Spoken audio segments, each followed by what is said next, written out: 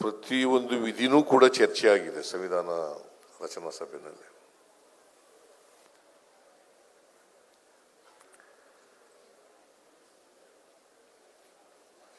ಸುಮಾರು 1 ವರ್ಷ ಕಾಲ ಸಂವಿಧಾನದ ಪ್ರತಿಯೊಂದು ವಿಧಿನೂ ಕೂಡ ಚರ್ಚೆ ಆಗಿದೆ.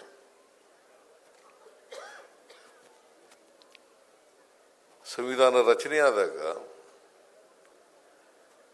395 ವಿಧಿಗಳಿದ್ದವು,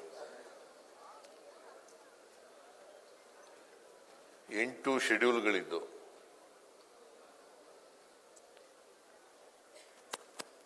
ಈಗ 448 ವಿಧಿಗಳಿದ್ದಾವೆ, 12 ಶೆಡ್ಯೂಲ್ಗಳಿದ್ದಾವೆ. ಮತ್ತೆ ಸಂವಿಧಾನ ಇಲ್ಲಿವರೆಗೆ 106 ಬಾರಿ ತಿದ್ದುಪಡಿಯಾಗಿದೆ. ನಾನು ಯಾಕೆ ಹೇಳ್ತಾ ಇದ್ದೀನಿ ಅಂತಂದ್ರೆ, ವಿದ್ಯಾರ್ಥಿಗಳಿರೋದ್ರಿಂದ ಇವೆಲ್ಲ ಗೊತ್ತಾಗಲಿ ಇತಿಹಾಸ ಅಂತ ಹೇಳಿ ಹೇಳ್ತಾ ಇದ್ದೀನಿ. ಬಹಳ ಜನ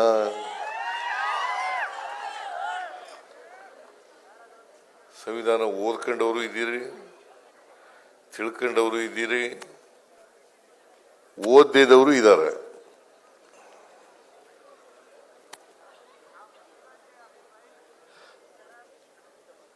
ಸಂವಿಧಾನ ಶುರುವಾಗದೆ we the people of India,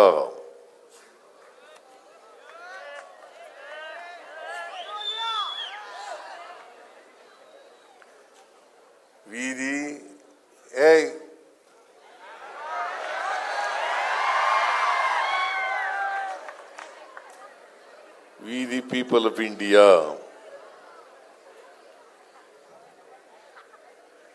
ನಮಗೋಸ್ಕರ ನಾವೇ ಮಾಡ್ಕೊಂಡಿರ್ತಕ್ಕಂಥ ಸಂವಿಧಾನ.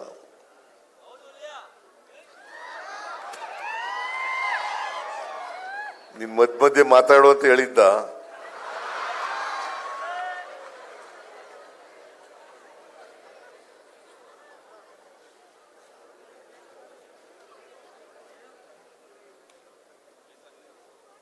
ಈ ಸಂವಿಧಾನ ರಚನೆ ಮಾಡಬೇಕಾದ್ರೆ ಸಂವಿಧಾನ ಕರಡು ಸಮಿತಿಯ ಅಧ್ಯಕ್ಷರು ಯಾರನ್ನು ಮಾಡಬೇಕು ಅಂತ ಚರ್ಚೆ ಆದಾಗ ಬಹುತೇಕವಾಗಿ ಬಾಬಾ ಸಾಹೇಬ್ ಅಂಬೇಡ್ಕರ್ ಅವರೇ ಅಧ್ಯಕ್ಷರಾಗಬೇಕು.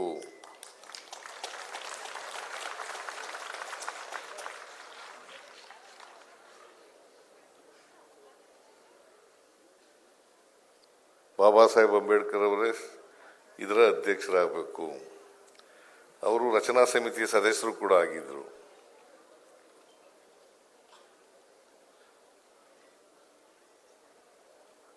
ಆಮೇಲೆ ನಮ್ಮ ಸಂವಿಧಾನ ವಿರೋಧಿಗಳಿದಾರಲ್ಲ, ಈ ದೇಶದಲ್ಲಿ ಸಂವಿಧಾನ ವಿರೋಧಿಗಳಿದ್ದಾರೆ. ಇದರ ಇಲ್ವೋ?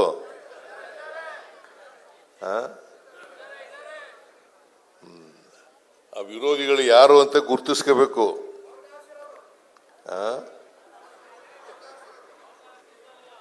ಸಂವಿಧಾನ ವಿರೋಧಿಗಳು ಯಾರು? ನೋಡಿ, ನೀನೇ ಹೇಳ್ತಾ ಇದ್ದೀಯ. ಮನುವಾದಿಗಳು. ಈ ದೇಶದಲ್ಲಿ ಸ್ವಾತಂತ್ರ್ಯ ಬರೋದಕ್ಕಿಂತ ಮುಂಚಿತವಾಗಿ, ಸಂವಿಧಾನ ಬರೋದಕ್ಕಿಂತ ಮುಂಚಿತವಾಗಿ ಒಂದು ಅಲಿಖಿತ ಸಂವಿಧಾನ ಇತ್ತು ಈ ದೇಶದಲ್ಲಿ. ಅದು ಯಾವ್ದಪ್ಪ ಅಂತಂದ್ರೆ ಮನುಸ್ಮೃತಿ.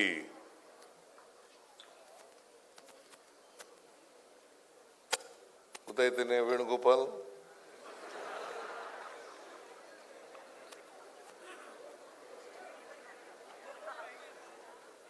ಮನುಸ್ಮೃತಿ ಅದೇ ಅಲಿಖಿತ ಸಂವಿಧಾನ.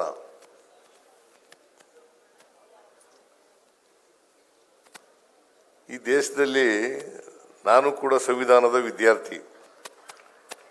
LLM ಓದಕ್ಕೆ ಹೋಗಿದ್ದೆ ನಾನು.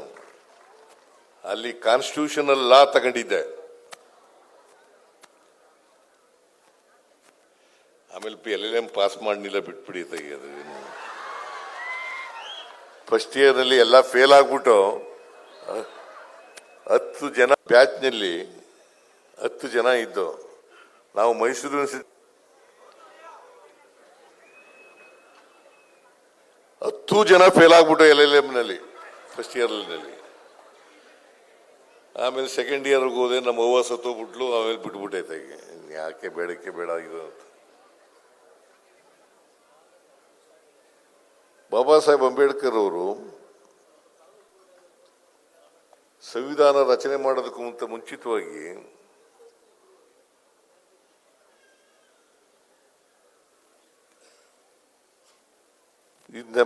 ನಮ್ಮಲ್ಲಿ federal constitution,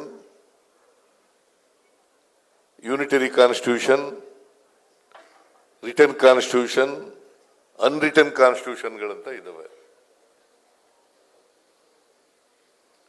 federal constitution, unitary constitution, written constitution, unwritten ಕಾನ್ಸ್ಟಿಟ್ಯೂಷನ್ಗಳಂತ ಇದಾವೆ.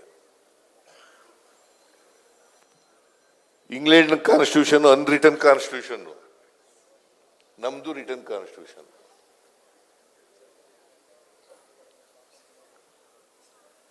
ಅಮೆರಿಕ ದೇಶದ್ದು ರಿಟರ್ನ್ ಕಾನ್ಸ್ಟಿಟ್ಯೂಷನ್. ಆದರೆ ನಮ್ಮ ದೇಶದಲ್ಲಿರೋ ಅಷ್ಟು ಜಾತಿ ವ್ಯವಸ್ಥೆ, ಧರ್ಮ ವ್ಯವಸ್ಥೆ, ಸಂಸ್ಕೃತಿಗಳು, ಭಾಷೆಗಳು ಬೇರೆ ಯಾವ ಜಗತ್ತಿನ ಯಾವ ದೇಶದಲ್ಲೂ ಕೂಡ ಇಲ್ಲ.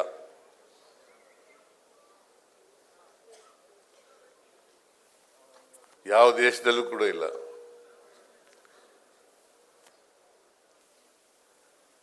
ಮತ್ತೆ ಇಂಥ ಸಮಾಜ ಇರುವಾಗ ಈ ಸಮಾಜಕ್ಕೆ ಯಾವ ರೀತಿ ಕಾನ್ಸ್ಟಿಟ್ಯೂಷನ್ ಬರೀಬೇಕು ಅಂತ ಮಾಡಿದದ್ದು ಅದು ಬಾಬಾ ಸಾಹೇಬ್ ಅಂಬೇಡ್ಕರ್ ಒಬ್ಬರಿಂದಲೇ ಸಾಧ್ಯವೇ ಹೊರತು ಬೇರೆ ಯಾರಿಂದ ಕೂಡ ಸಾಧ್ಯ. ಅದಕ್ಕೋಸ್ಕರ ಇವರು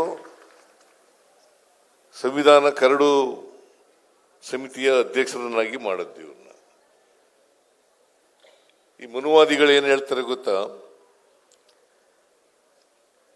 ಬಾಬಾ ಸಾಹೇಬ್ರದ್ದು ಸಂವಿಧಾನ ರಚನೆಯಲ್ಲಿ ಪಾತ್ರ ಕಡಿಮೆ, ಬೇರೆಯವ್ರ ಪಾತ್ರ ಜಾಸ್ತಿ ಅಂತ ಹೇಳ್ತಾರೆ. It is not correct. BN Rao ಅಂತ ಒಬ್ಬರಿದ್ರು. BN ರಾವ್ ಅವರು ಸಂವಿಧಾನ ತಜ್ಞರು ಕೂಡ.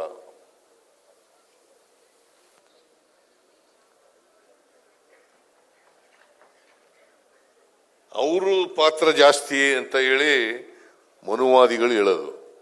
ಬಾಬಾ ಸಾಹೇಬ್ ಅಂಬೇಡ್ಕರ್ ಸಂವಿಧಾನದ ಶಿಲ್ಪಿ ಅಂತ ಕರೆಯದೇ ಇಲ್ಲ ಅವರು. ಇದನ್ನು ನೀವು ತಿಳ್ಕೋಬೇಕು. ಸಂವಿಧಾನದ ಶಿಲ್ಪಿ ಯಾರಪ್ಪ ಅಂತಂದ್ರೆ ಡಾಕ್ಟರ್ ಬಾಬಾ ಸಾಹೇಬ್ ಅಂಬೇಡ್ಕರ್.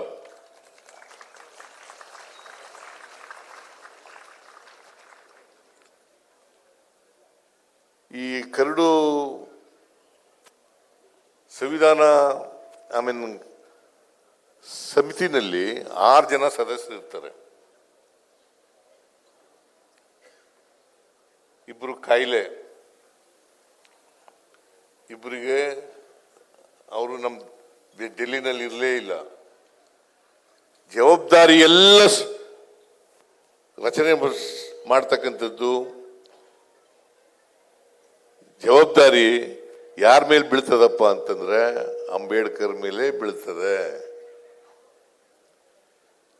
ಅಂಬೇಡ್ಕರ್ಗೆ ಬಹುಶಃ ನಮ್ಮ ಸಾಮಾಜಿಕ ವ್ಯವಸ್ಥೆ ಅರ್ಥ ಆಗಿದ್ದಷ್ಟು ಬೇರೆಯವ್ರಿಗೆ ಯಾರಿಗೂ ಅರ್ಥ ಆಗಿರಲಿಲ್ಲ. ಜಾತಿ ವ್ಯವಸ್ಥೆ ಅರ್ಥ ಆಗಿದ್ದಷ್ಟು ಬೇರೆ ಯಾರಿಗೂ ಕೂಡ. ಅದಕ್ಕೆ ಬಾಬಾ ಸಾಹೇಬ್ ಅಂಬೇಡ್ಕರ್ ಅವರು ಎಲ್ಲಿವರೆಗೆ ಜಾತಿ ವ್ಯವಸ್ಥೆ ಇರ್ತದೆ ಅಲ್ಲಿವರೆಗೆ ಮೀಸಲಾತಿ ಇರಲೇಬೇಕು ಅಂತ ಹೇಳ್ತಾರೆ. ಎಲ್ಲಿವರೆಗೆ ಜಾತಿ ವ್ಯವಸ್ಥೆ ಇರ್ತದೆ ಅಲ್ಲಿವರೆಗೆ ಮೀಸಲಾತಿ ಇರಲೇಬೇಕು.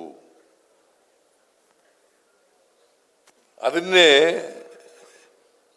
ಬಿಜೆಪಿಯವರು ಸಂವಿಧಾನದಲ್ಲಿ ಏನು ಹೇಳಿರ್ತಾರೆ, 10 ವರ್ಷ ಸಂವಿಧಾನ ಮೀಸಲಾತಿ ಇರಬೇಕು ಅಂತ ಹೇಳಿರ್ತಾರೆ. ಅದರ ಅರ್ಥ 10 ವರ್ಷದಲ್ಲಿ ಸಮಾನತೆ ಬಂದ್ಬಿಡ್ತದೆ ಅಂತ. ಈ ಉದ್ದೇಶ ಏನು ಸಂವಿಧಾನದ್ದು?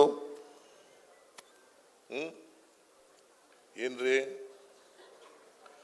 ಸ್ವಾತಂತ್ರ್ಯ, ಸಮಾನತೆ, ಭ್ರಾತೃತ್ವ. ಸ್ವಾತಂತ್ರ್ಯ, ಸಮಾನತೆ, ಭ್ರಾತೃತ್ವ ಬಂದಿದೆಯಾ? ಎಷ್ಟು ವರ್ಷ ಆಯ್ತು ಸ್ವಾತಂತ್ರ್ಯ ಬಂದು? 79 ವರ್ಷ ಆಯ್ತು. ಈಗ ಜಾತಿ ವ್ಯವಸ್ಥೆ ಹೋಗಿದೆಯಾ? ಸಮಾನತೆ ಬಂದಿದೆಯಾ? ವರ್ಗ ವ್ಯವಸ್ಥೆ ಹೋಗಿದೆಯಾ? ಭ್ರಾತೃತ್ವ ಬಂದಿದೆಯಾ? ಇನ್ನೂ ಬಂದಿಲ್ಲ. ಯಾಕೆ ಅಂತಂದ್ರೆ ನಮ್ಮ ಸಮಾಜ ಇದೆಯಲ್ಲ, ಇದು ಅನೇಕ ಜಾತಿ ಧರ್ಮಗಳಿಂದ ಕೂಡಿರ್ತಕ್ಕಂಥ ಸಮಾಜ, ಅನೇಕ ಸಂಸ್ಕೃತಿಗಳಿಂದ ಕೂಡಿರ್ತಕ್ಕಂಥ ಸಮಾಜ. ಇಲ್ಲಿ ಸ್ವಾಮಿಯವರು ಕೂತಿದ್ದಾರೆ ಪಾಪ. ಈ ಕಾರ್ಯಕ್ರಮದಲ್ಲಿ ಭಾಗವಹಿಸಿದ್ದಾರೆ. ಇವರು ಎಲ್ಲ ಹೇಳ್ತಾರೆ, ಬಸವಣ್ಣನವರ ವಿಚಾರಗಳನ್ನೆಲ್ಲ ಹೇಳ್ತಾರೆ.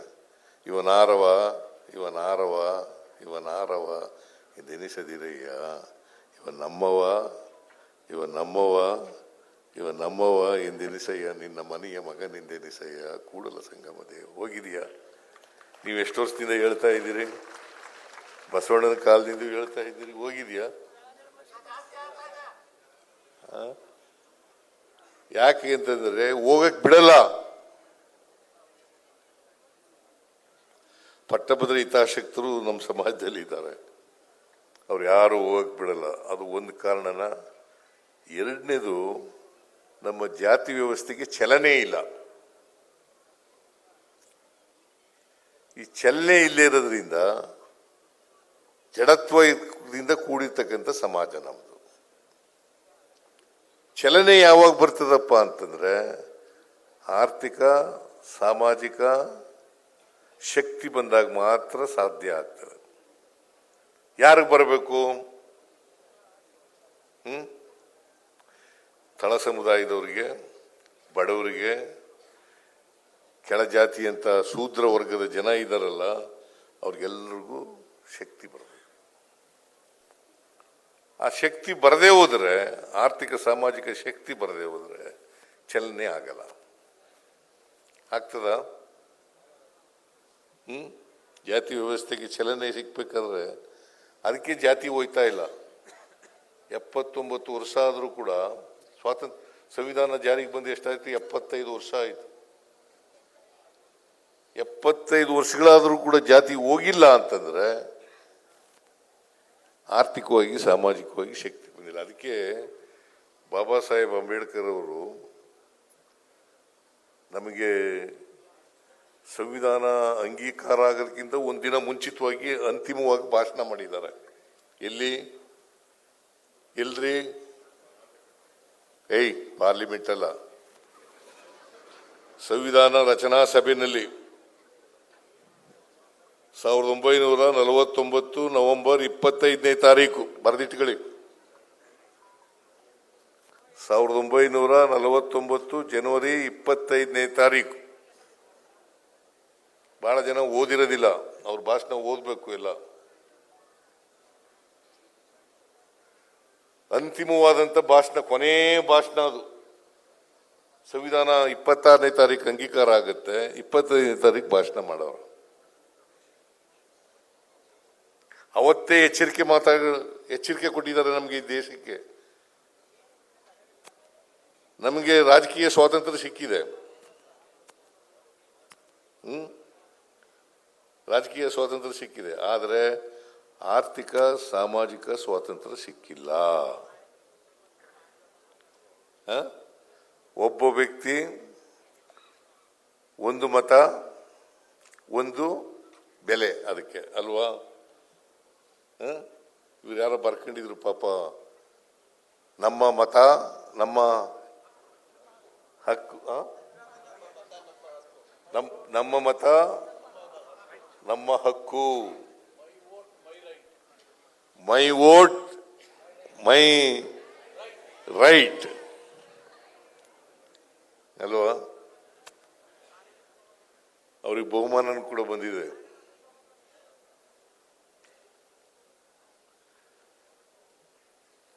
ಈ ಚಲನೆ ಸಿಕ್ಬೇಕಾದ್ರೆ ಅದಕ್ಕೆ ಬಾಬಾ ಸಾಹೇಬ್ ಅಂಬೇಡ್ಕರ್ ಅವರು ಸಂವಿಧಾನ ರಚನಾ ಸಭೆಯಲ್ಲಿ ಭಾಷಣ ಮಾಡ್ತಾ ಹೇಳ್ತಾರೆ, ನಮಗೆ ಸ್ವಾತಂತ್ರ್ಯ ಬಂದಿದೆ, ಈ ಸ್ವಾತಂತ್ರ್ಯ ಯಶಸ್ವಿ ಆಗಬೇಕಾದ್ರೆ ಆರ್ಥಿಕ ಸಾಮಾಜಿಕ ಶಕ್ತಿ ಬಂದಾಗ ಮಾತ್ರ ಸಾಧ್ಯ.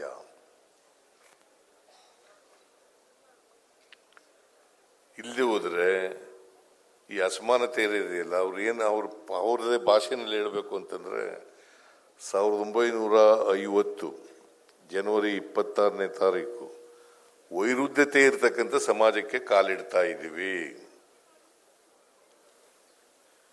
ಗೊತ್ತಾಯ್ತಲ್ಲ? ವೈರುಧ್ಯತೆ ಇರ್ತಕ್ಕಂಥ ಸಮಾಜಕ್ಕೆ ಕಾಲಿಡ್ತಾ ಇದ್ದೀವಿ. ಅಂದ್ರೆ ಆರ್ಥಿಕ ಅಸಮಾನತೆ ಇದೆ, ಸಾಮಾಜಿಕ ಅಸಮಾನತೆ ಇದೆ, ರಾಜಕೀಯ ಅಸಮಾನತೆ ಇದೆ, ಶೈಕ್ಷಣಿಕ ಅಸಮಾನತೆ ಇದೆ. ಇಂಥ ಸಮಾಜಕ್ಕೆ ಕಾಲಿಡ್ತಾ ಇದ್ದೀವಿ.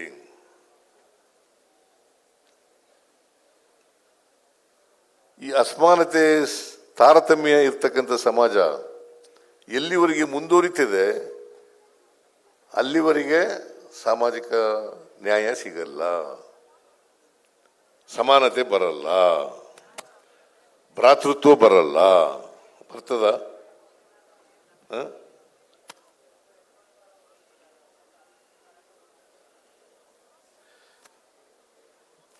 ಎಲ್ಲಿವರೆಗೆ ಅಸಮಾನತೆಯನ್ನು ತೊಲಗಿಸಲ್ಲ,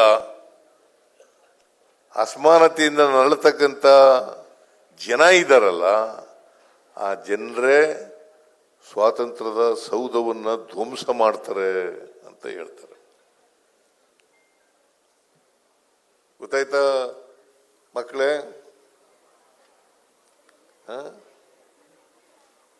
ನಿಮಗೆಲ್ಲ ಗೊತ್ತಾಗಿದೆಯಲ್ಲ?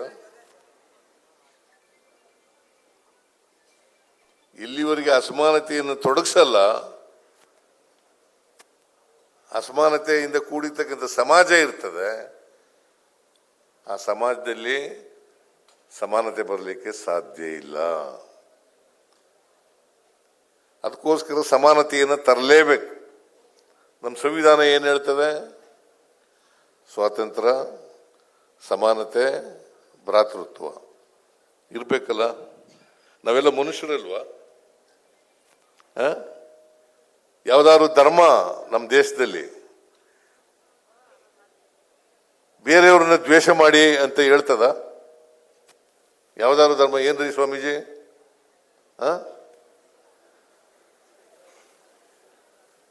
ಬೇರೆ ಜನರನ್ನ ದ್ವೇಷ ಮಾಡಿ, ದಲಿತರನ್ನು ದ್ವೇಷ ಮಾಡಿ, ಹಿಂದುಳಿದವ್ರನ್ನ ದ್ವೇಷ ಮಾಡಿ, ಅಲ್ಪಸಂಖ್ಯಾತರನ್ನು ದ್ವೇಷ ಮಾಡಿ, ಮಹಿಳೆಯರನ್ನು ದ್ವೇಷ ಮಾಡಿ, ಕಾರ್ಮಿಕರನ್ನು ದ್ವೇಷ ಮಾಡಿ, ರೈತರನ್ನ ದ್ವೇಷ ಮಾಡಿ ಅಂತ ಹೇಳ್ತದ? ಎಲ್ಲರನ್ನೂ ಪ್ರೀತಿಸಿ ಅಂತ ಹೇಳ್ತದೆ. ಮತ್ತೆ ಎಲ್ಲಿ ಪ್ರೀತಿಸದೇ ಇಲ್ಲ ನೀವು?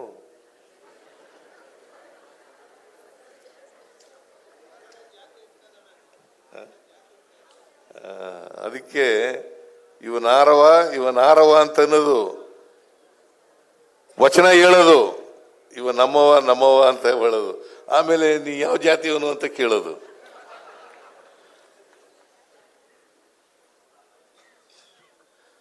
ಇದು ಹೋಗ್ಬೇಕಲ್ಲ, ಬದಲಾವಣೆ ಆಗ್ಬೇಕಲ್ಲ.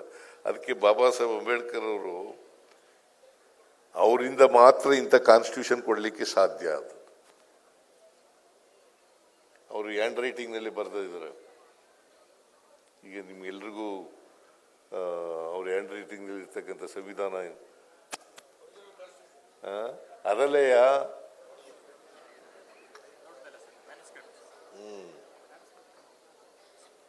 ಇದಲ್ಲ ಒರಿಜಿನಲ್ ಕಾನ್ಸ್ಟಿಟ್ಯೂಷನ್ ಹ್ಯಾಂಡ್ ರೈಟಿಂಗ್ ನಲ್ಲಿ ಬರೆದವೆ.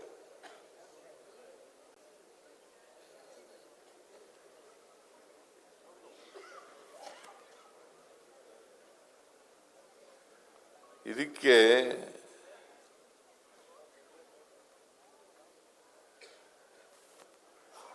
ಅವತ್ತು ಸಂವಿಧಾನ ಅಂಗೀಕಾರ ಆಯ್ತಲ್ಲ, ಒಬ್ಬರು ಬಿಟ್ರೆ ಇನ್ ಬಾಕಿಯವರೆಲ್ಲ ಸೈನ್ ಹಾಕ್ತಾರೆ.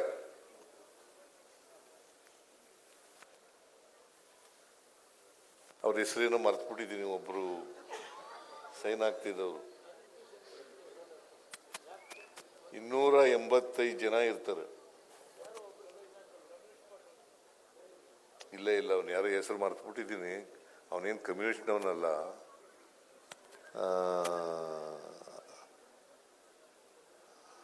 285 ಜನ ಹಾಜರಿರ್ತಾರೆ.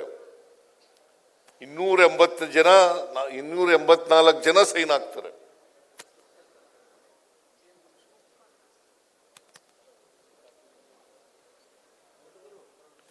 ಗೊತ್ತಾಯ್ತಾ? ಅಂದ್ರೆ ಅಷ್ಟು ಮಟ್ಟಿಗೆ ಬಾಬಾ ಸಾಹೇಬ್ ಅಂಬೇಡ್ಕರ್ ಅವರು ಸಂವಿಧಾನವನ್ನ ಎಲ್ಲರೂ ಒಪ್ಪುಗಳ ರೀತಿಯಲ್ಲಿ ಮಾಡಿದ್ರು. ಟಿ ಕೃಷ್ಣಮಾಚಾರ್ ಅಂತ ಕೇಳಿದ್ದೀರಾ? ಟಿ ಕೃಷ್ಣಮಾಚಾರ್ ಅವರು ಬಹಳ ಹೊಗಳಿ ಭಾಷಣ ಮಾಡ್ತಾರೆ ಅಂಬೇಡ್ಕರ್ ಅವರಿಗೆ. ರಾಜೇಂದ್ರ ಪ್ರಸಾದ್ ಅಧ್ಯಕ್ಷರು, ಅವರು ಹೊಗಳಿ ಭಾಷಣ ಮಾಡ್ತಾರೆ ಅಂಬೇಡ್ಕರ್ಗೆ. ಮತ್ತೆ ಈ ನಮ್ಮ ಸಂವಿಧಾನ ವಿರೋಧಿಗಳಿದಾರಲ್ಲ, ಬಾಬಾ ಸಾಹೇಬ್ರದ್ದು ಪಾತ್ರ ಕಡಿಮೆ, ರಾವ್ ಪಾತ್ರ ಜಾಸ್ತಿ ಅಂತ ಹೇಳ್ತಾರಲ್ಲ, ಅದು ಸುಳ್ಳಲ್ವಾ? ಹೊಟ್ಟೆ ಕಿಚ್ಚಿನಿಂದ ಹೇಳೋದು. ಬಾಬಾ ಸಾಹೇಬ್ ಅಂಬೇಡ್ಕರ್ ಅವರು ದಲಿತ ಜಾತಿನಲ್ಲಿ ಹುಟ್ಟಿ ಈ ಎತ್ತರಕ್ಕೆ ಬೆಳೆದ್ಬಿಟ್ನಲ್ಲ ಅನ್ನೋ ಹೊಟ್ಟೆ ಕಿಚ್ಚಿನಿಂದ ಹೇಳ್ತಾ ಇರೋದು.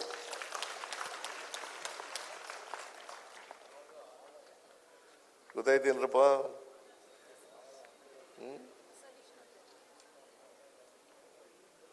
ಗೊತ್ತಾಯ್ತೇನೆ ವೇಣುಗೋಪಾಲ್?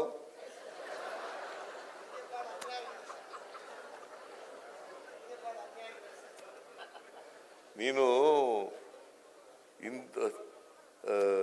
ಹಿಂದುಳಿದವರ ಸಂಘಟನೆಯಲ್ಲಿ ಇದೆಯಲ್ಲ, ಅದಕ್ಕೋಸ್ಕರ ನಿನ್ನ ಹೆಸರು ಹೇಳ್ತಾ ಇದ್ದೀನಿ, ತಿಳ್ಕೊಳ್ಳಿ ಇದೆಯಲ್ಲ ಅಂತ.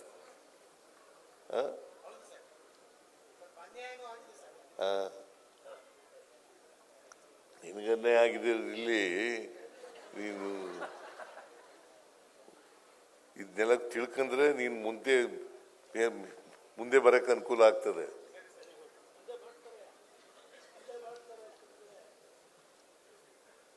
ನಾನು ಮೇಷ್ಟ್ರ ತರ ಪಾಠ ಮಾಡಕ್ ಹೋಗಲ್ಲ.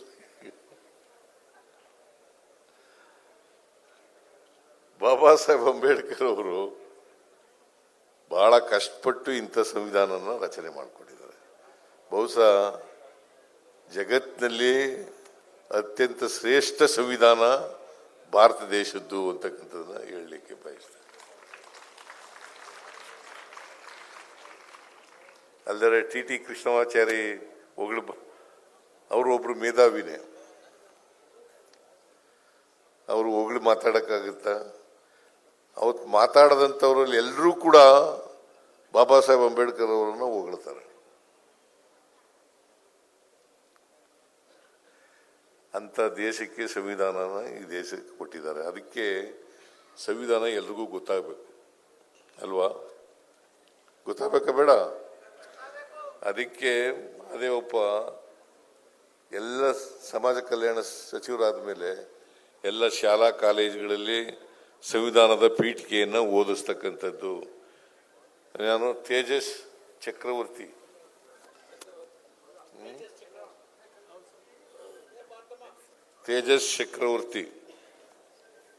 ನಾ ಹೇಳೋದೆಲ್ಲ ಸರಿಯಾಗಿದೆಯೇನೋ?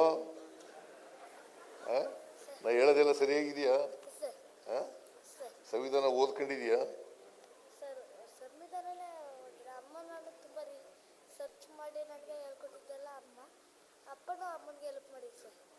ನಿಮ್ಗ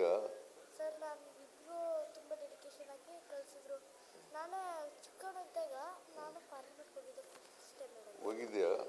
very good, very good, very good. ನಾನು ಹೇಳ್ತಾ ಇರೋದೆಲ್ಲ ಸರಿಯಾಗಿದೆಯಾ? ನೋಡಿ, ಅವನು ಸರಿ ಇದೆ ಅಂತಂದ್ರೆ ಸರಿಯಾಗಿದೆ ಅಂತ ಅರ್ಥ.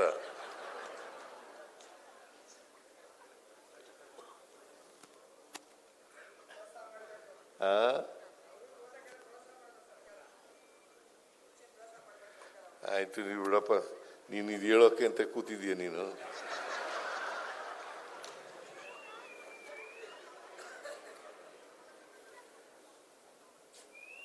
ನಮ್ಮ ದೇಶ ಸಂವಿಧಾನ ಇದೆಯಲ್ಲ, ಬಹುಶಃ ಇಷ್ಟೊಂದು ತಿದ್ದುಪಡಿ ಆಗಿರೋದು ಬೇರೆ ಜಗತ್ತಿನ ಯಾವ ಸಂವಿಧಾನನೂ ಆಗಿಲ್ಲ ಅಲ್ವಾ. 106 ತಿದ್ದುಪಡಿಗಳಾಗಿರೋದು, 106.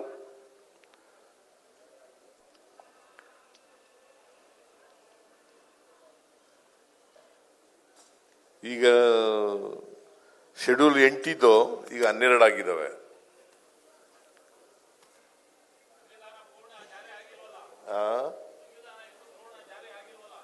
ಜಾರಿ ಆಗಿಲ್ಲ ಅಂತಂದ್ರೆ ಜಾರಿ ಯಾಕಾಗಿಲ್ಲ ಅಂತ ಗೊತ್ತಾಯ್ತಾ ನಿನ್ಗೆ?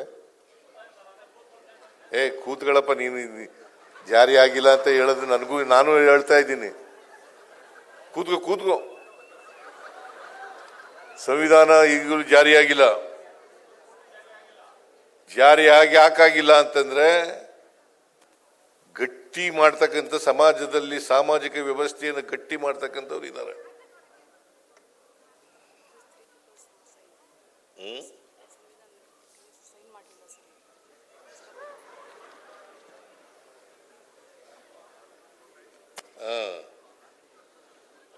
ಇವು ನಮ್ಮ ಪಲ್ಲವಿ ಹೇಳ್ತಾ ಇದ್ದಾಳೆ,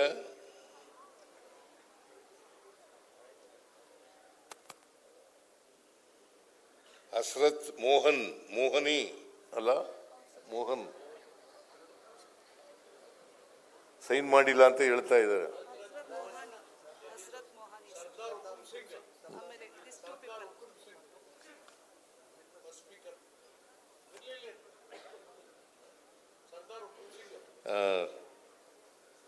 ಓಕೆ, ಅದ್ ನೋಡೋಣ. ನಾನು ಮರ್ತ್ಬಿಟ್ಟಿದ್ದೀನಿ. ಈಗ ಮರ್ತಿರೋದನ್ನೆಲ್ಲ ಹೇಳ್ಬಾರದು, ಗೊತ್ತಿದ್ರೆ ಮಾತ್ರ ಹೇಳ್ಬೇಕು, ಗೊತ್ತಿರೋದೆಲ್ಲ ಹೇಳಕ್ ಹೋಗ್ಬಾರ್ದು. ಅವರು ನಮ್ಮ ಸ್ನೇಹಿತರು ಕೂತ್ಕೊಳ್ಳಿ.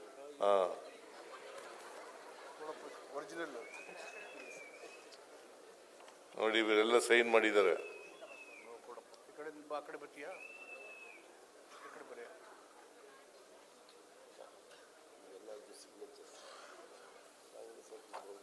ಇನ್ನೂರ 85 ಜನ ಅವತ್ತು ಪ್ರೆಸೆಂಟ್ ಆಗಿದ್ದವರು. ಆ 285 ಜನದಲ್ಲಿ 284 ಜನ ಸೈನ್ ಹಾಕ್ತಾರೆ. ಒಬ್ಬನೇ ಒಬ್ಬ ಸೈನ್ ಹಾಕಲ್ಲ. ಓಕೆ, ನಾನು ಅದಕ್ಕೆ ಡಿಬೇಟ್ಸ್ ಇದೆಯಲ್ಲ, ಕಾನ್ಸ್ಟಿಟ್ಯೂಯೆಂಟ್ ಅಸೆಂಬ್ಲಿ ಡಿಬೇಟ್ಸ್ ಇದೆಯಲ್ಲ, ಆ ಡಿಬೇಟ್ಸ್ನ ಕನ್ನಡಕ್ಕೆ ತರ್ಜುಮೆ ಮಾಡಿದ್ದೀನಿ.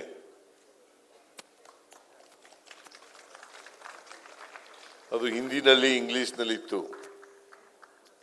ಕನ್ನಡಕ್ಕೆ ತರ್ಜುಮೆ ಮಾಡಿದ್ದೀನಿ ಅಂತಂದ್ರೆ ಯಾಕೆ ಮಾಡಿದೆ ಅಂತಂದ್ರೆ ಕನ್ನಡಿಗರೆಲ್ಲ ಓದಬೇಕು ಅನ್ನೋ ಕಾರಣ.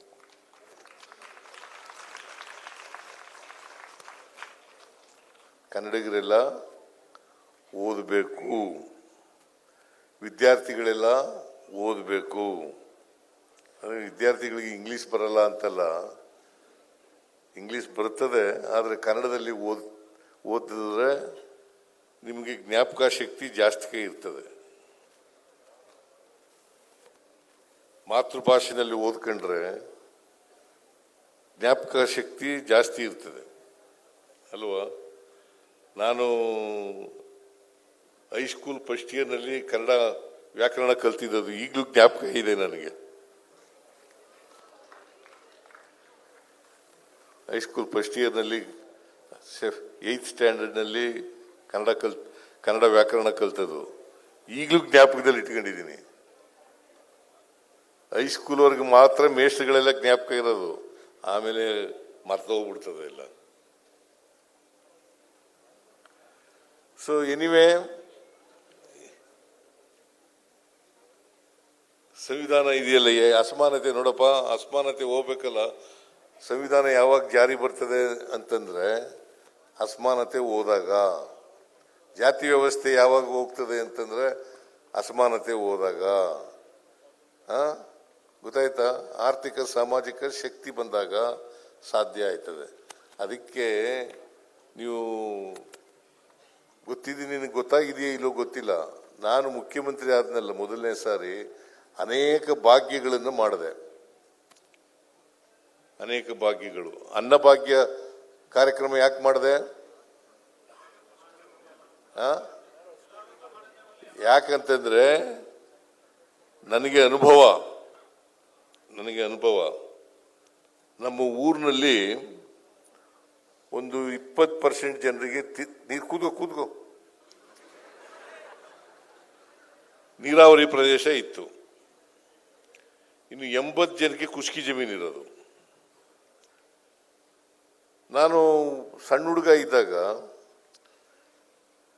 ಯಾರ ಮನೇಲಿ ಅನ್ನ ಮಾಡ್ತಾರೆ, ಅನ್ನ ಮಾಡದಿದ್ದವ್ರ ಮನೆಯಲ್ಲಿ ಅನ್ನ ಮಾಡೋರ ಮನೆಗೆ ಹೋಗಿ ನಿಂತ್ಕೊಳ್ಳೋರು. ಒಂದು ತುತ್ತು ಅವ್ರ ಮಗುಗೆ ಜ್ವರ ಬಂದರೆ, ಬೇದಿ ಆದರೆ ಅಥವಾ ನೆಗಡಿ ಆದರೆ, ಈ ಥರ ಒಂದು ತುತ್ತು ಅನ್ನಕ್ಕೋಸ್ಕರ ನಿಂತ್ಕೊಳ್ಳೋರು. ಪಾಪ ಅವರು ಗೊಣೆಕಂದು ಕೊಡೋರು.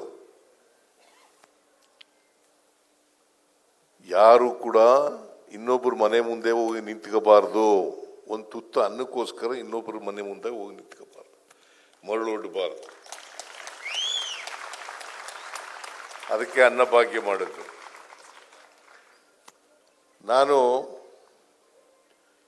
ಹೈಸ್ಕೂಲ್ ಸೆಕೆಂಡ್ ಇಯರ್ ವರೆಗೆ ಚಪ್ಪಲಿ ಹಾಕೊಂಡಿರ್ಲಿಲ್ಲ. ಹೈಸ್ಕೂಲ್ ಸೆಕೆಂಡ್ ಇಯರ್ಗೆ ಒಂದು ಜೊತೆ ಚಪ್ಪಲಿ ಹೊಲಿಸ್ಕೊಂಡೆ, 5 ರೂಪಾಯಿ ಕೊಟ್ಟು, ಇರ್ವಿನ್ ರೋಡ್ನಲ್ಲಿ, ಮೈಸೂರಿನಲ್ಲಿ.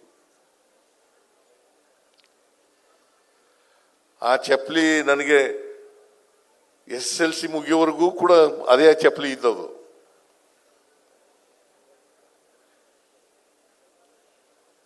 ಅದಕ್ಕೋಸ್ಕರ ಶೂ ಭಾಗ್ಯ ಮಾಡಿದ್ದು ಕಾರ್ಯಕ್ರಮ ಜಾರಿಗೆ ತಗೊಬಂದು.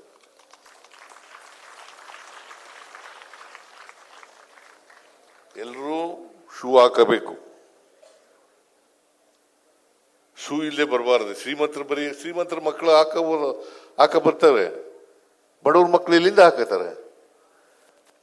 ಅವ್ರ ಅಪ್ಪ ಅಮ್ಮನಿಗೆ ಸ್ಕೂಲು ಸೇರಿಸಿದ್ದೇ ದೊಡ್ಡದು. ಇನ್ನು ಅದಕ್ಕೋಸ್ಕರನೇ ಹಾಲು ಕೊಡ್ತಕ್ಕಂಥ ಕ್ಷೀರ ಭಾಗ್ಯ ಮಾಡಿದ್ದು. ಅದಕ್ಕೋಸ್ಕರನೇ ಪೌಷ್ಟಿಕಾಂಶ ಸಿಗಲಿ ಅಂತೇಳಿ ಮಾಡಿದ್ದು. ಈಗ ಮೊಟ್ಟೆ ಕೊಡ್ತಾ ಇದ್ದೀವಿ, 6 ದಿನ, ವಾರದಲ್ಲಿ 6 ದಿನ ಮೊಟ್ಟೆ ಕೊಡ್ತಾ ಇದ್ದೀವಿ. ಮೊಟ್ಟೆ ಕೊಡೋದು ಕೂಡ ಅದೇ ಉದ್ದೇಶಕ್ಕೆ, ಹಾಲು ಕೊಡ್ತಕ್ಕಂಥದ್ದು ಅದೇ ಉದ್ದೇಶಕ್ಕೆ. ಕ್ಷೀರಧಾರೆ ಮಾಡಿದ್ದು ರೈತರಿಗೆ ಅನುಕೂಲ ಆಗಲಿ ಅಂತ ಮಾಡಿದ್ದು. ಯಾಕೆ ಮಾಡಿದೆ ಅಂತಂತಂದ್ರೆ ಅಸಮಾನತೆ ಹೋಗ್ಬೇಕಲ್ಲ. ಒಂದೇ ಸಾರಿ ಹೋಗಲ್ಲ ಅಸಮಾನತೆ, ಹಂತ ಹಂತವಾಗಿ ಹೋಗ್ಬೇಕಲ್ಲ. ಅದಕ್ಕೆ ಗ್ಯಾರಂಟಿ ಯೋಜನೆಗಳನ್ನು ಮಾಡಿದ್ದು. ಗೊತ್ತಾಯ್ತಾ ನಿನ್ಗೆ? ಈಗ ಹೆಣ್ಮಕ್ಳೆಲ್ಲ ಫ್ರೀಯಾಗಿ ಬಸ್ನಲ್ಲಿ ತಿರ್ಗಾಡಕ್ ಮಾಡಿದೀವಿ. ಏನಮ್ಮ ನೀವೆಲ್ಲ ತಿರ್ಗಾಡ್ತಿದ್ರಿಲ್ಲ?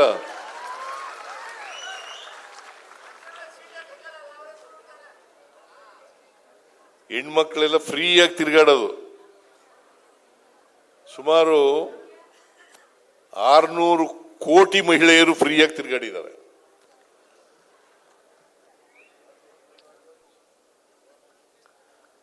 ₹2,000 ಕೊಡೋದು ಹಿಂದೆ ಮಾಡಿದ್ರ? 1,26,00,000 ಮಹಿಳೆಯರಿಗೆ, 1,26,00,000 ಮಹಿಳೆಯರಿಗೆ ಗೃಹಲಕ್ಷ್ಮಿ ಯೋಜನೆ ಅಡಿಯಲ್ಲಿ ₹2,000 ಕೊಡ್ತಾ ಇದ್ದೀವಿ. ಕರ್ನಾಟಕದಲ್ಲಿ ಜನಸಂಖ್ಯೆ ಎಷ್ಟಿರೋದು? 7 ಕೋಟಿ ಜನ. 7 ಕೋಟಿ ಜನ ಮನೆ ಯಜಮಾನಿಯರಿಗೆ 1,26,00,000 ಮಹಿಳೆಯರು ಕೊಡ್ತಾ ಇದ್ದೀವಿ. ಯಾಕೆ ಮಾಡ್ತಾ ಇರೋದು ಅಂತಂದ್ರೆ ಅಸಮಾನತೆ ನಿವಾರಣೆ ಆಗ್ಬೇಕು ಅಂತ. ಈಗ ಪರಿಶಿಷ್ಟ ಜಾತಿ ಪರಿಶಿಷ್ಟ ವರ್ಗದ ಮಕ್ಕಳಿಗೆ ಅಲ್ಲ, ಪರಿಶಿಷ್ಟ ಜಾತಿ ಪರಿಶಿಷ್ಟ ವರ್ಗ ಮುನಿಯಪ್ಪನವ್ರು ಇಲ್ಲೇ ಇದ್ದಾರೆ. ಯಾಕೆ ಮಾಡಿದ್ದು? 1 ಕೋಟಿವರೆಗೆ ಕಾಂಟ್ರಾಕ್ಟ್ ರಿಸರ್ವೇಶನ್. ಅದು ನಮ್ಮ ತಪ್ಪುಗಳಾಗಿರ್ಬೋದು, ಆದ್ರೆ ಆರ್ಥಿಕ ಶಕ್ತಿ ಬರಬೇಕಲ್ಲ.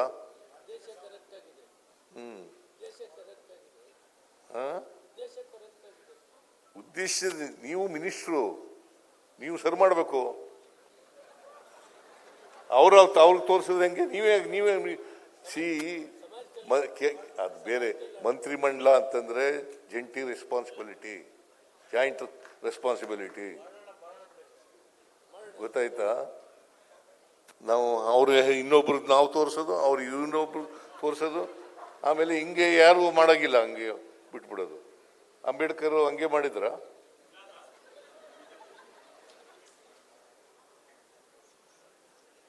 ಅವ್ರ ಜವಾಬ್ದಾರಿ, ಇವ್ರ ಜವಾಬ್ದಾರಿ, ಎಲ್ಲರ ಜವಾಬ್ದಾರಿ, ಸಮಾಜದ ಜವಾಬ್ದಾರಿ, ಸಮಾಜದಲ್ಲಿರ್ತಕ್ಕಂಥ ಎಲ್ಲ ವ್ಯಕ್ತಿಗಳ ಜವಾಬ್ದಾರಿ.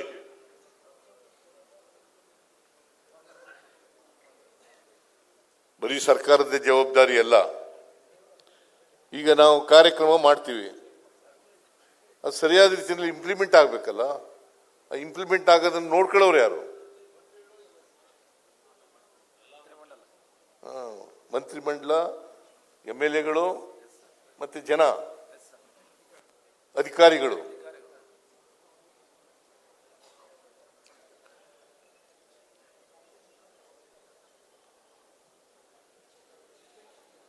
ಸೊ ನಾನು ಇದಕ್ಕೆ ಬೇರೆ ಹೋಗ್ಬೇಕು, ಕಾಂಗ್ರೆಸ್ ಆಫೀಸ್ಗೆ ಹೋಗ್ಬೇಕು, ಅಲ್ಲಿ ಕೂಡ ಸಂವಿಧಾನ ಕೂತ್ಕೊಳ್ಳಿ, ಮಧ್ಯೆ ಮಧ್ಯೆ ಹೇಳಕ್ ಹೋಗ್ಬೇಡಿ, ಕೂತ್ಕೊಳ್ಳಿ. ಎಲ್ಲೆಲ್ಲ ಹೊರಟೋಗ್ಬಿಡ್ತದೆ ಚರ್ಚೆ. ಆಮೇಲೆ ನೀವು ಎಲ್ಲ ಕೂತ್ಕೊಳ್ಳಿ please sit down. No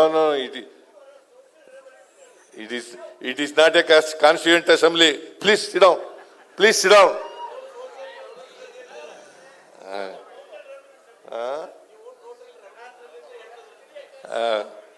Okay. Please sit down. Please sit down. Please. Okay. Jai Bhim.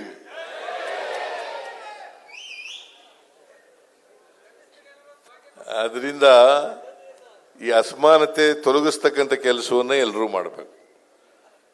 ಮತ್ತೆ ಪ್ರತಿಯೊಬ್ಬ ವ್ಯಕ್ತಿಯೂ ಕೂಡ ನಾವು ಮಾಡದಂತ ಕಾರ್ಯಕ್ರಮಗಳು ದುರುಪಯೋಗದಾಗದಂತೆ ನೋಡ್ಕೋಬೇಕು ಅಲ್ವಾ?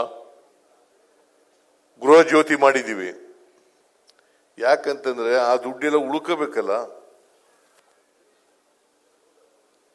ಅದಕ್ಕೆ ಇದನ್ನ ನಾವು ಅಸಮಾನತೆ ತೊಡಗಿಸ್ಬೇಕು ಅನ್ನತಕ್ಕಂಥ ಉದ್ದೇಶ.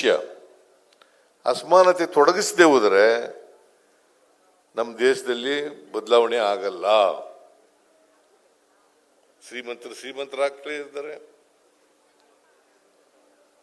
ಬಡವರಾಗ್ಲೇ ಇದ್ದಾರೆ. ಮತ್ತೆ ಹೋಗ್ಲಾಡ್ಸೋರು ಯಾರು? ನಾವು ಪ್ರಯತ್ನ ಮಾಡ್ತೀವಿ, ಅದು ಜನರು ಕೂಡ ಅದಕ್ಕೆ ಸ್ಪಂದಿಸ್ತಕ್ಕಂಥ ರೀತಿಯಲ್ಲಿ ಇರಬೇಕು.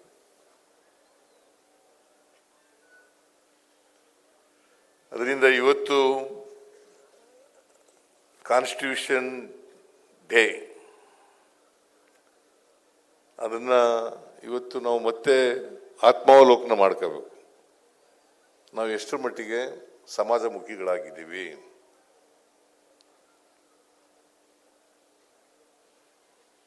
ಸಂವಿಧಾನಕ್ಕೆ ಬದ್ಧರಾಗಿದ್ದೀವಿ,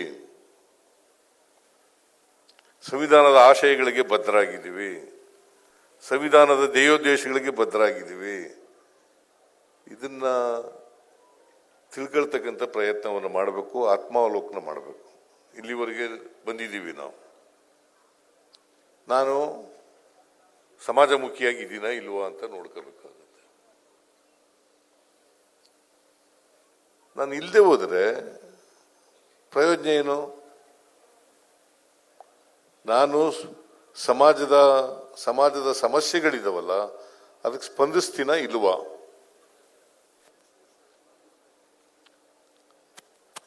ಅದನ್ನ ಮಾಡ್ಕೊಂಡು ಮುಂದೆ ಹೋಗ್ತಕ್ಕಂಥ ಕೆಲಸ ಮಾಡಬೇಕು ಅಲ್ವಾ? ಅದಕ್ಕೆ ಬಾಬಾ ಸಾಹೇಬ್ ಅಂಬೇಡ್ಕರ್ ಅವರು ಕೊಟ್ಟಿರ್ತಕ್ಕಂಥ ಸಂವಿಧಾನ ಇದೆಯಲ್ಲ, ಸಂವಿಧಾನ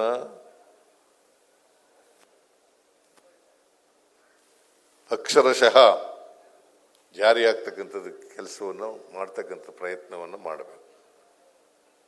ಅದನ್ನು ಮಾಡಿದ್ರೆ ಸಮಾಜ ನಿರ್ಮಾಣ ಆಗಲಿಕ್ಕೆ ಸಾಧ್ಯ ಆಗ್ತದೆ, ಸಮಾನ ಅವಕಾಶಗಳು ಸಿಗಲಿಕ್ಕೆ ಸಾಧ್ಯ ಆಗ್ತದೆ. ಅದಕ್ಕೆ ಬಾಬಾ ಸಾಹೇಬ್ ಅಂಬೇಡ್ಕರ್ ಅವರು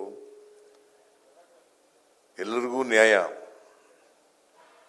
ಎಲ್ರಿಗೂ ಸಮಾನತೆ, ಎಲ್ರಿಗೂ ಸಮಾನ ಅವಕಾಶ, ಜಾತ್ಯತೀತ ಸಮಾಜ ನಿರ್ಮಾಣ ಆಗಬೇಕು ಅಂತ ಕನಸು ಕಂಡಿದ್ದರು.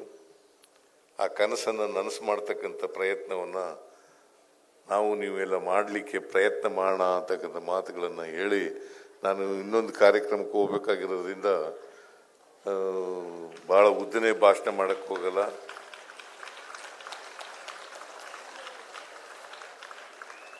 ನೀವೆಲ್ಲರೂ ಕೂಡ ಸಂವಿಧಾನ ತಿಳ್ಕೊಳ್ತಕ್ಕಂಥ, ಸಂವಿಧಾನದ ರೀತಿ ನಡ್ಕೊಳ್ತಕ್ಕಂಥ ಪ್ರಯತ್ನ ಮಾಡಬೇಕು ಅಂತ ನಿಮ್ಮಲ್ಲಿ ಮನವಿ ಮಾಡಿ ನನ್ನ ಮಾತುಗಳನ್ನು ಮುಗಿಸ್ತೇನೆ. ಜೈ ಹಿಂದ್, ಜೈ ಕರ್ನಾಟಕ, ಜೈ ಭೀಮ್. ನ್ಯೂಸ್ ಫಸ್ಟ್ ನಿರ್ಭೀತಿಯಿಂದ ನಿಮ್ಮ ಪರವಾಗಿ.